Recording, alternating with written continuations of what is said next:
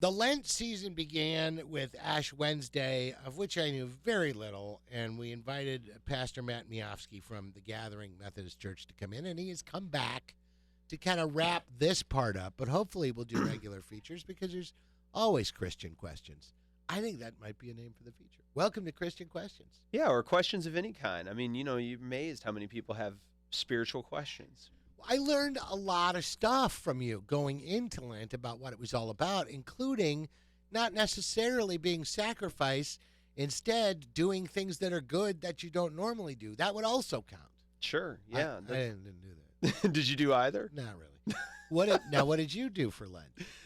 Well, I told you last time I just picked up a better morning devotional habit than I normally had. So I did the kind of adding something or taking something on early in the morning. And for the most part, it worked. I get up early and I waste a lot of time in the morning, and I kind of resolved to do something different with it this Lent. I probably no time to rest for you right now. Easter service is coming up, gigantic, and for people that don't know, and this just not informative, but also an invitation that Easter service will be at Powell Symphony Hall, one service and one only, music at 10, with the program beginning at 10:30.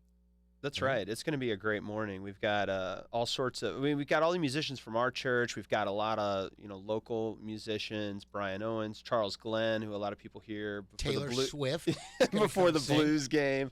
Miley Cyrus canceled her St. Louis tour. But, that's good. That's a good thing. But Charles Glenn, we got some guys from the Funky Butt Brass Band. It's going to be a great morning of music and worship. And like you said, music's going to start at 10 and worship will start at 10:30. Even the most casual philanthropist could pull out the meaning of Easter. Right. Resurrection. Right. Jesus died and comes back. Anybody can tell you that. Go beyond that, and the other...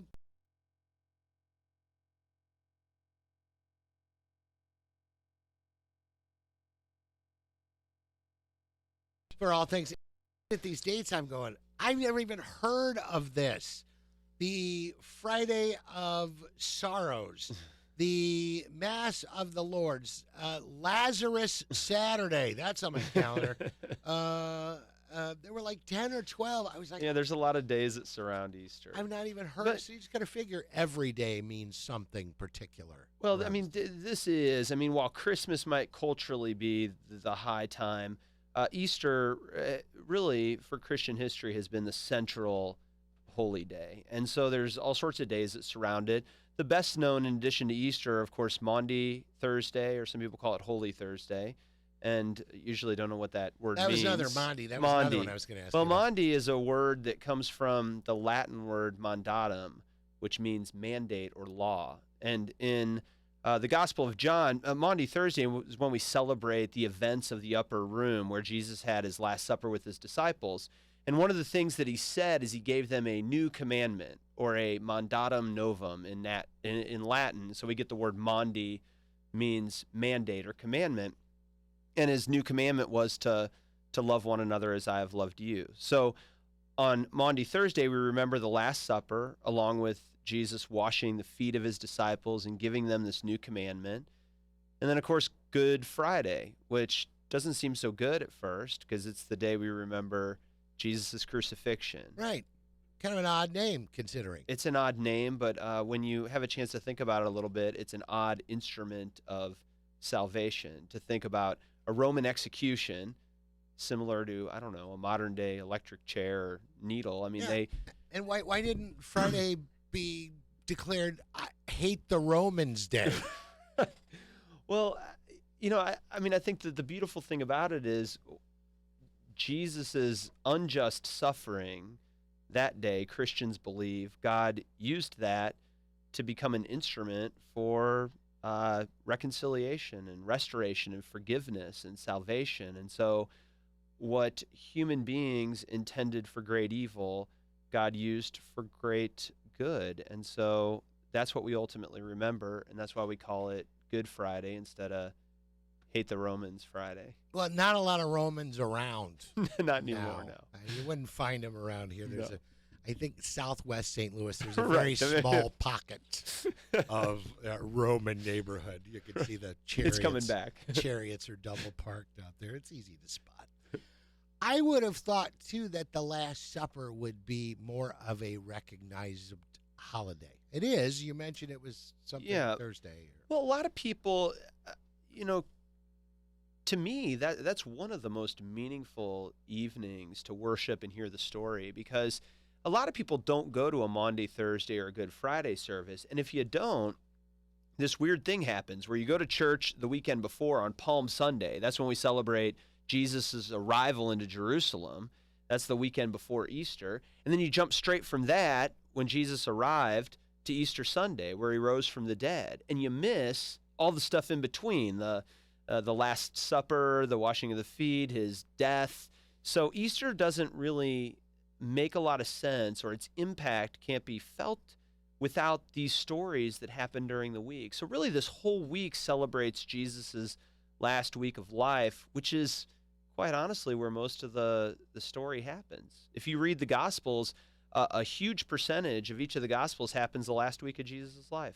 Pastor Matt Miofski from the Gathering Methodist Church in the studio with us, and their big Easter service down at Powell Symphony Hall, and there will be one, and it will be busy because, well, there's 3 gathering sites, but they're all coming together in just one service. In the past, you've done like 5 Easter services. Right. We used to, for a few years, early on, we had it at World's Fair Pavilion outside, and both years it snowed. Okay. Yeah, not good. not good for the Easter crowd, but it was memorable. And not a lot of meteorologists in the congregation that you could have run it by first. 3 years we had it at the pageant, and they were a great venue for us. And then last year we had multiple sites all over the city, but this year we really wanted to draw, as you said, we have 3 sites. But we want to draw everybody together for kind of a big Easter celebration, and to pray for our city and just to celebrate hope. So Powell Hall seemed like a great venue in which to do that. GatheringNow.org, the website for some more information, and consider this an invitation. We got to take a break. We'll come back. Pastor Matt Miofski with us in the studio. Also later still, he's got a new job with the University of Michigan broadcasting. Dan Deerdorf chimes in before 10 o'clock as well. And then, of course, Martin Kilcoyne. Pastor Matt Miofski from the Gathering Methodist Church in the studio. 3 locations, kind of. Well, there's the one in the city. There's one in Clayton. And there is a service that has been added at Humphreys Bar at St. Louis University's campus. And I would have thought, Matt, when that first came about, that there was maybe not flack, but it was like, what the what? Yeah, I mean... church and a bar? That's right. I mean, certainly there were some people that looked askance at it, but we were excited to launch it there, and Humphreys has been great, and, Jesus turned water into wine, so... And they have wine by the glass. Right. It's actually open, right? Isn't the bar? It is. The bar's open while we have worship. They let us have the upper level. I don't know if I'd have the nerve to get a cocktail during services. Well, you can get one. We recommend waiting till afterwards. But there's coffee, chips, stuff up there to eat, lunch on. Has anyone done that? No, I don't think anyone's gotten a drink beforehand, but people stick around afterwards, get a bite to eat, get something to drink, and it's really been great though. A lot of undergraduate students, grad students, and then just other kind of young adults and people of all ages really have been going down there. But it's been a lot of fun. It's 7:30 on Sunday nights at Humphreys. We kicked off this holy season with Ash Wednesday when you came in, and we talked about the questions of Lent, and we get to the end of this particular season, which will climax on Sunday with Easter, and Easter services will be held at Powell Symphony Hall. There will be one and one only. Music at 10, services at 10:30. Recommend for sure that you get there early. But more of the questions, and you mentioned it a couple times, the significance of some things, the palms, the washing of the feet. Right. Weird, a little bit weird. A lot weird. Yeah. Well, and the social context a little bit, it's slightly less weird, but in Jesus' time, of course, people walked everywhere. So when they got to somewhere like dinner, their feet were usually pretty dirty. So it was an act of hospitality, much like we'd go and wash up or wash our hands or something. They'd wash their feet, and they'd always have a slave, a servant from the household, wash the guests' feet. So it's really symbolic on that night when Jesus, who's the guest of honor, decides that he's going to get down and wash the feet of his disciples. So the meaning of it comes through when you understand a little bit something about how foot washing played into just sort of the normal context of that time. It's talked about and it's remembered, but is it reenacted in modern day services? It is. There's a lot of churches that will reenact foot washing as a sign of the kind of love that Christ had and calls us to have, a love that was humble, was vulnerable, was service-oriented. And so a lot of churches will do something. Sometimes it's just a symbolic washing of one or two people. The pastor or the priest will wash feet. In our church, everybody has the opportunity, if they want, to have their feet washed. So leaders from our church, pastors on staff, we had stations last night around the church, and people could go up, and it's a really powerful service. If you've never been to one, I mean, it's weird, but that's part of what makes it really powerful. Is so you can go up and it's not like we're scrubbing in between your toes or anything, but we pour water over and wash your feet. Well, not to be flippant, but in those times there weren't germaphobes like there are now. It's a very different thing. We're just going to spray a little Germex on your foot, and that would be... That's right. That represents that. So what are the other things that we don't know and don't understand, yet we just accept because it's part of what we have always seen in church? Sure. Well, most scholars think that Jesus' meal with his disciples, of course, Jesus was Jewish, which seems obvious, but a lot of people forget that. The occasion was Passover. So Easter and Passover are very closely related. I just celebrated Passover dinner with friends earlier this week, some of my Jewish friends, and Easter is connected because Jesus went to Jerusalem not randomly, but he went during Passover. So while there's a little bit of debate, a lot of scholars think that this Last Supper really was a Passover meal, or at least a preparation meal for the Passover, which would be the next day. And so a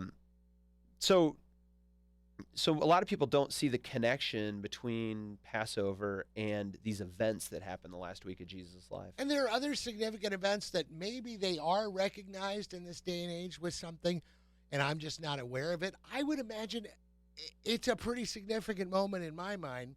Here's a big dinner. They're drinking wine. They're talking. Things are going. And he looks down the table, points to Judas, and says, you know what? You're going to mess up everything. How do they demark that in this day and age? I mean, is it something, or is that just biblical text? Is that something that is acknowledged with an event? Sure. I mean, Judas himself, I mean, that event, of course, we hear play out on Good Friday. So usually when you go to a Good Friday service, the bulk of the service is not preaching, it's not communion, but it's simply a reading of Jesus' arrest, his suffering, and ultimately his death. And of course, Judas plays a key role in the events on Good Friday. So we hear a lot about Judas when it comes to Good Friday. And certainly he has a bad rap, but he wasn't the only one who disappointed or betrayed Jesus. I mean, a lot of people have biblical names. I don't know anyone that named their kid Judas. No, it didn't catch on for obvious reasons. It's like the way Hitler ruined that little tiny mustache. That's right. It's just a mustache, but nobody will wear it because he just was. And Adolf has fallen off the top 100 name list, I think, as well. Yeah, not but, a big one. In some really interesting ways, Peter betrayed Jesus, almost just as bad. He promised Jesus, I'll never leave you, I'll follow you till death. As soon as Jesus got arrested, Peter bailed, denied that he ever knew Jesus. The difference, of course, is that afterwards, Judas killed himself pretty quickly after Jesus' arrest, a sign, obviously, that it was a lot of despair for him. Peter, on the other hand, was forgiven. So in some ways, in those two men, we have a portrait of the two ways that we can deal with our mistakes and our sin. I mean, one was the path of despair, of not believing forgiveness was possible. Peter, on the other hand, was an example of forgiveness, and of course he would go on to become the leader of the church. Does the Catholic Church, and I believe other Christian faiths, the way they look at suicide as being a major sin, does any of that tie back to Judas's actions, or is that not? Well, I mean, no. Certainly, I mean, that viewpoint is held for larger reasons than simply Judas, at least in the Catholic Church. I mean, we don't we don't hold to quite the same understanding. I think especially now with what we know about suicide and the factors for suicide, in many ways it's just a pure tragedy, oftentimes not even the responsibility, at least not wholly, of the person who does it. But certainly Judas was one example of that. Another big one that has always perplexed me, and you talked about going to Passover, and that Jesus was Jewish, which I knew, but how does then, to the Jewish faith, Jesus becomes someone that, by admission, they believe was a very prophetic man, was very sharp, a good guy, but you get into that Son of God business, the whole Jewish faith is like, oh, no. Except for the Jews for Jesus, which I don't understand even less, but as a comic friend of mine pointed out, Jews for Jesus makes about as much sense as lesbians for Chippendales. So now explain how that parting of the ways, no pun intended, came about. Again, what we have to remember is not only was Jesus Jewish, but all the people in the upper room that night were Jewish. Right. I mean, Jesus, the first Christians were all Jewish. So right in the wake of Jesus' resurrection, the first people who followed him were Jewish. So Christianity started out as kind of a Jewish movement, sort of a splinter movement within Judaism. Of course, the Apostle Paul came along, which a lot of people know about, and he said, hey, let's take it to the Gentiles as well, and it exploded. And so over time, of course, the number of Gentile Christians just far outweighed the small group of Jewish Christians in Jerusalem. And so now we forget about that connection. But early on, everybody almost who was gathered around Jesus was Jewish. And yet, even with that splintering, Chinese restaurants continue to thrive. So, love that. Pastor Matt Miofski with us from the Gathering Methodist Church, one location on McCausland in the city, and Clayton. What's the address on the Clayton? It's Bemiston and Maryland. It's on the corner of Bemiston and Maryland, 101 Bemiston. And a Sunday night service also takes place at Humphreys down at St. Louis University. And a new one in Webster this fall. Well, I didn't know. We'll get there. You'll be back before then. Don't worry, Matt. GatheringNow.org, the website. And don't forget, the Easter service will be 10 o'clock with the live music, 10:30 with the service at Powell Hall. All right, a bit behind. Thank you, Matt. Good to see you. Yeah, it was really good to see you too, John. Thanks for having me on. Does this count as Sunday for me? No. Okay. I expect to see you there. All right, you will. 9:37 out.